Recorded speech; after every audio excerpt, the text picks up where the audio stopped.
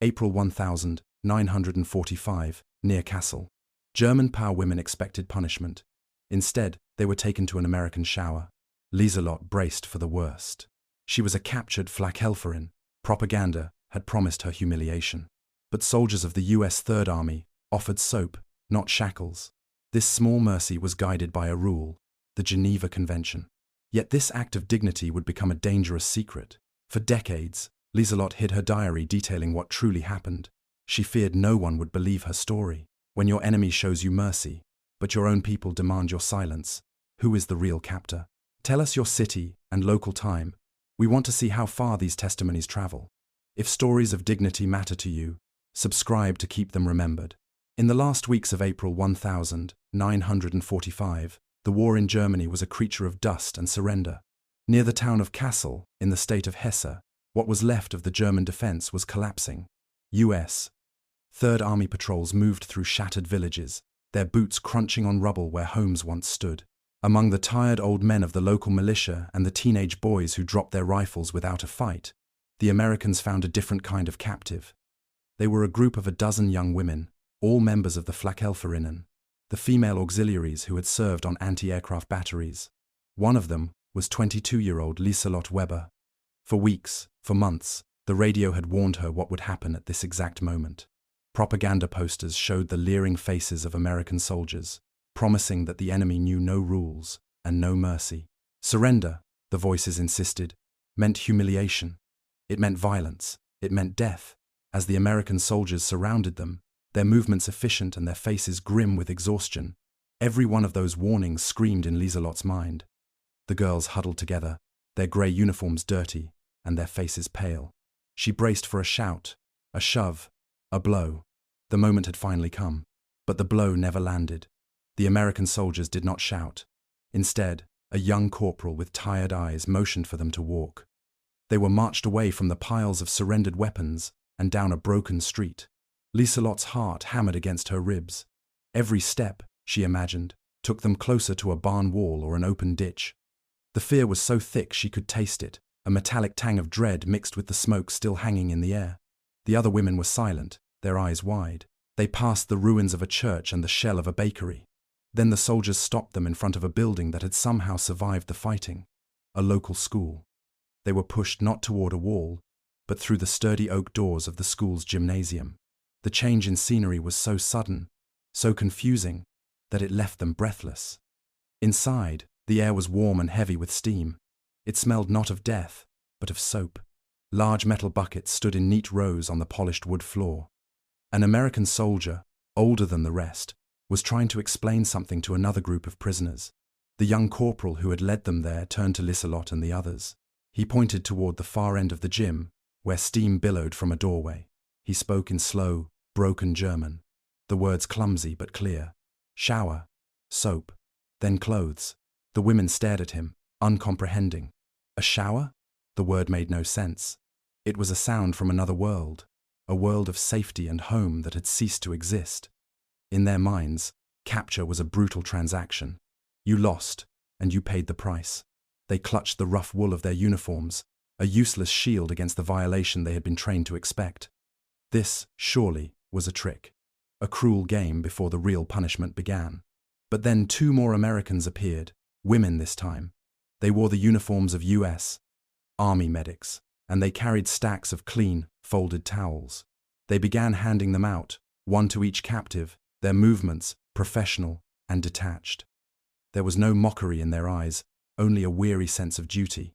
One of the medics handed a towel and a small bar of soap to Lieselot. The gesture was so simple, so practical, it felt more shocking than any act of cruelty could have. The steam from the showers rolled over them, warm and damp. On the brick walls inside, she could see water running in clean streams. She watched as the first group of women, their faces a mixture of terror and disbelief, were guided into the makeshift stalls. No one laid a hand on them, no one hurt them. There were only quiet instructions and the hiss of running water. Lieselot stood frozen, the small bar of soap heavy in her palm. It was real. It was happening. In her mind, the loud, confident voices of the propaganda broadcasts began to waver, their certainty dissolving in the steam-filled air. This was not the humiliation she was promised. It was something else entirely, something for which she had no name. In a small diary she kept hidden in her pocket, Liselotte would later write about that moment. With the water running and the bar of soap in her hand, she felt an internal cracking, a shift in the very foundation of her world. Everything I was told about American cruelty, she wrote, was dripping away with that first water. The war had taught her to expect monsters. But in a school gymnasium filled with steam and soap, she was being treated not as a captured enemy to be shamed, but as a human being to be cleaned. The mercy was so unexpected, it felt more disorienting than the fall of her country. It was an act of dignity, and it was the last thing in the world she was prepared for. As May of 1945 began, the process became routine. The school gym in Hesse was one of many such collection points, where American policy met German reality head-on. The official guidelines were clear. According to the Geneva Convention, specifically Article 13, all prisoners of war, regardless of gender or role, were to be treated humanely. They were to be protected from violence and insults. This was not a suggestion, it was an order. In this region alone, roughly 1,200 female auxiliaries were processed in the final weeks of the war. They were placed in compounds separate from the men, deloused, registered, and given medical checks. For Liselotte, this meant standing in another line, this time inside the gym. The fear returned in a cold rush when a soldier instructed her to remove her belt and boots. Taking a prisoner's belt was a standard procedure to prevent self-harm. But to her, it felt like being stripped of the last piece of her identity. She watched as an American nurse moved down the line, her movements quick and efficient. This was Lieutenant Margaret Collins of the 95th Evacuation Hospital. She stopped in front of Liselotte, holding out another bar of soap and a small bottle of delousing powder. She did not smile, but she did not scowl either. Her expression was one of profound weariness, the look of someone who had seen too much suffering and now focused only on the task at hand. She said 2 words in English, then gestured to Liselotte's hair and skin. A translator repeated her message. For your health, this simple act of medical care was a world away from the future promised by Nazi propaganda. For years, the German people had been fed a steady diet of terror. Leaflets dropped from the sky warned them that surrender was not an option. Radio broadcasts hammered home a single, terrifying message: the Anglo-Americans know no mercy. The propaganda painted a lurid picture of what would happen to German women at the hands of Allied soldiers, a picture designed to fuel last-ditch resistance and ensure no one ever considered giving up. But the reality of American military law was entirely different. The U.S. Army Judge Advocate had issued Circular No. 27 back in 1943, a directive that mandated strict adherence to the Geneva Rules. It specifically ordered separate, safe facilities for female prisoners. The shower in the school gym was not an act of random kindness. It was policy. It was a rule, written down and enforced, designed to ensure that even in the chaos of a collapsing front, a standard of dignity was maintained. The myth was built on fear. The mercy was built on regulations. In that gym, the regulations won. As the women waited, exhausted and weak from weeks of poor nutrition, the strain became too much for one of them. She swayed on her feet, her face ashen, and then crumpled to the floor in a faint. Several prisoners gasped. Instantly, an American soldier was there. He was young, barely out of his teens, a corporal named James Donnelly. He gently lifted the woman and carried her to a bench. He spoke to another soldier, who returned a moment later with a small tin can. It was a can of peaches. Corporal Donnelly knelt and opened it, tipping the contents toward the woman, who was just beginning to stir. The sweet, heavy syrup dripped down her chin as she took a small, hesitant bite. The sight was so surreal, so utterly out of place in the grim reality of their surrender, that a strange sound rippled through the room. It was a nervous, quiet laugh. Then another. It was the first time any of them had laughed in weeks. It was a fragile, human sound in a space that had been filled with nothing but fear. A soldier, an enemy, offering a can of peaches to a fainted prisoner. It was a gesture so small and so profound that it shattered the last remnants of the propaganda's hold. By late summer of 1945, the war was over and the processing centers were being emptied. Liselotte, along with many of the other women, was released and sent back into the ruins of her former life. She made her way back to Frankfurt, a city of ghosts and rubble. The building where she had grown up was gone, just a hollowed-out shell open to the sky. Her neighbors, their faces thin and their eyes hard, watched her as she stood before the wreckage. They knew where she had been. They knew she had served in an anti-aircraft unit, and they knew she had been a prisoner of the Americans. One of them, a woman who had once offered her sweets as a child, looked at her with undisguised contempt. Nazi girl. The words, spat out like poison, struck her harder than any physical blow. The shame of being a captive, of being on the losing side, was a heavy cloak she was now forced to wear. The memory of the unexpected mercy she had received, the warm water, the clean towel, the can of peaches, felt like a secret she could never tell.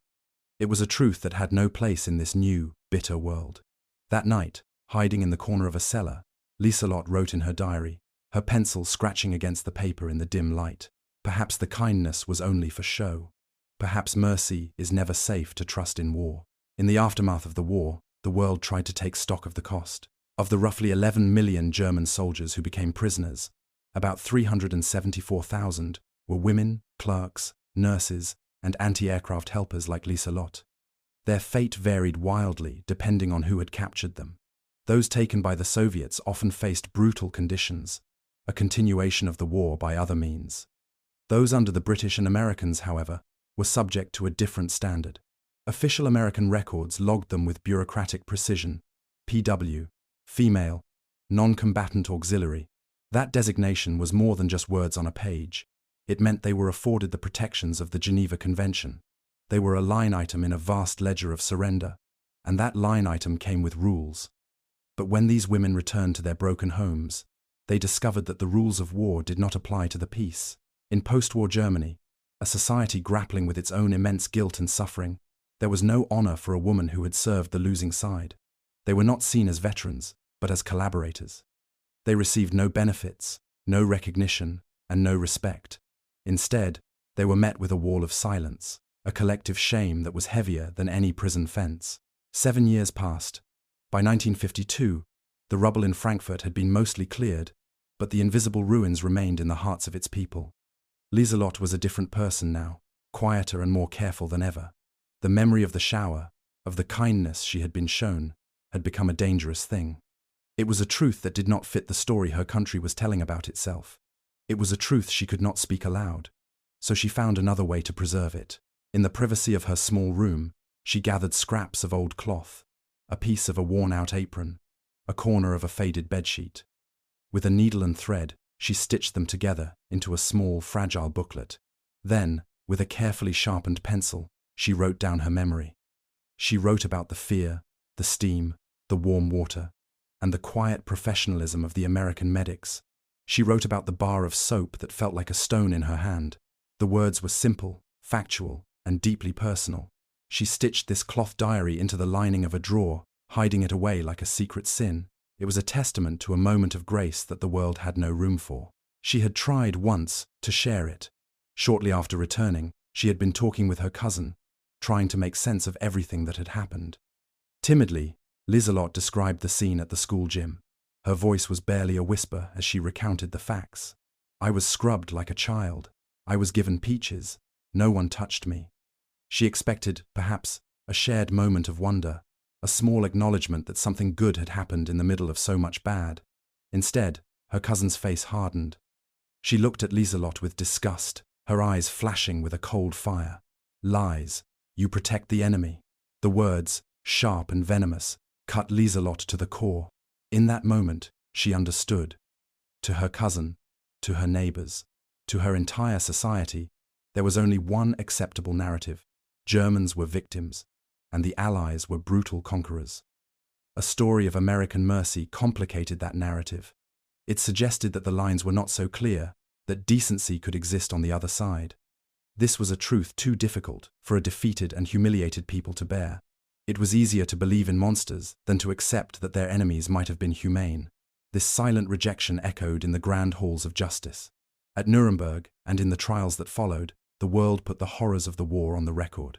Prosecutors detailed atrocities and abuses of power, building a mountain of evidence to document the depths of human cruelty. The stories that were told were stories of crimes. The purpose was to condemn evil, not to praise restraint. There was no category for an enemy soldier who followed the rules, no place in the official record for an act of decency that prevented a crime from happening. The world chose what to remember. It remembered the atrocities because it needed to hold someone accountable. It remembered the violence because it was undeniable, but the small, quiet moments of mercy, the gestures of dignity shown to a defeated enemy, those were forgotten. They were inconvenient truths that served no political purpose. They were lost in the shadows of the larger, more terrible stories. And so Liselotte's memory, stitched into scraps of cloth and hidden in a drawer, remained her own. It was a truth that existed outside of history, a personal testament to a kindness the world had collectively decided to ignore. Decades melted away, carrying with them the sharp edges of memory for a generation that was slowly disappearing. It was 1989. The world had changed in ways no one could have imagined in the smouldering ruins of 1945. Germany was divided by a wall that was, itself, beginning to crumble. A young historian, dedicated to collecting the forgotten stories of the war, was traveling through the state of Hesse. He wasn't looking for grand tales of battles or generals. He was searching for the quiet, personal testimonies of ordinary people, the experiences that had been buried under the weight of official histories. He heard a rumor of an old woman who had served as a Flakhelferin, and who had a unique story about her capture. Through a series of local contacts, he found his way to Liselotte's small, tidy apartment. She was nearly 70 now, a woman with kind eyes and hands that were rarely still. She was hesitant at first. The habit of silence, cultivated over 40 years, was not easily broken. But the historian was patient and gentle, his questions respectful. He explained that he believed every story mattered, especially the ones that had been ignored. After a long pause, Liselotte nodded slowly. She went to an old wooden chest of drawers, the same one she had owned since the 1952. From the back of a drawer, hidden beneath layers of folded linens, she retrieved the small booklet of stitched-together cloth scraps. Her hands trembled slightly as she handed it to him. The historian sat at her kitchen table and carefully read the faint pencil markings. As he read, Liselotte began to speak, her voice soft at first, then growing stronger as the memories returned. She told him everything: the fear, the propaganda, the march to the school gym.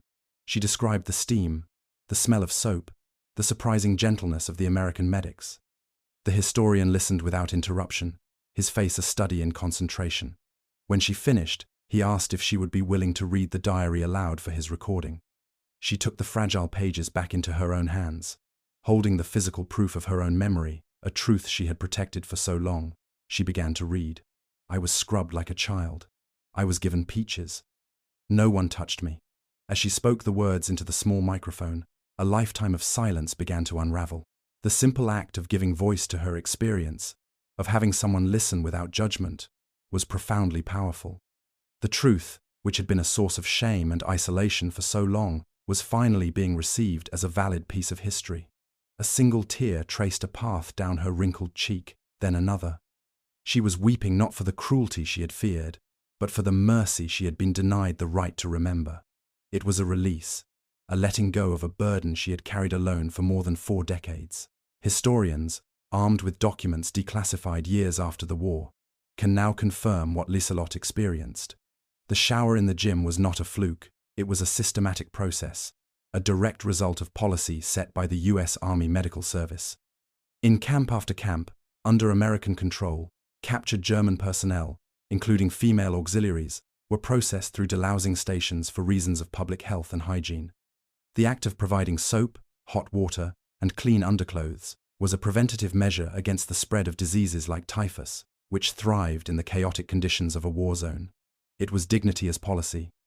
It was humanity encoded into a set of standard operating procedures. The American soldiers and nurses carrying out these orders were not saints. They were exhausted, overworked, and likely carried their own prejudices, but they were operating within a system that, on this specific issue, chose to uphold a standard of care. They were following rules designed to preserve life, even the lives of their enemies. It was a stark contrast to the narratives of unchecked brutality that both sides had used to fuel their fighting spirit. The reality was something quieter, more complicated, and far more human. It was the messy, imperfect application of a civilized rule in an uncivilized time. Liselotte lived for several more years after that interview. Giving her testimony had lifted a great weight from her, allowing her to finally make peace with a memory that had for so long felt like a betrayal. The story was no longer just hers, It belonged to the historical record. Her experience, once dismissed as a lie, now served as a small but crucial counterpoint to the monolithic narrative of wartime cruelty. It did not erase the horrors of the war, but it added a vital layer of complexity. It proved that even in the darkest of times, institutional restraint and individual decency could still exist. Before she passed away, she was asked one last time to reflect on that moment in 1945. Her final words on the subject were a perfect summary of the profound contradiction she had lived with for so long. She looked back not with bitterness, but with a quiet sense of clarity, as if she could finally see the whole picture. I was not punished. I was not touched. I was washed clean. That too was war. Her words hang in the air, a simple, powerful testament. Sometimes, the truest victory in war is not the crushing of an enemy, but the quiet, unexpected act of mercy no one saw coming.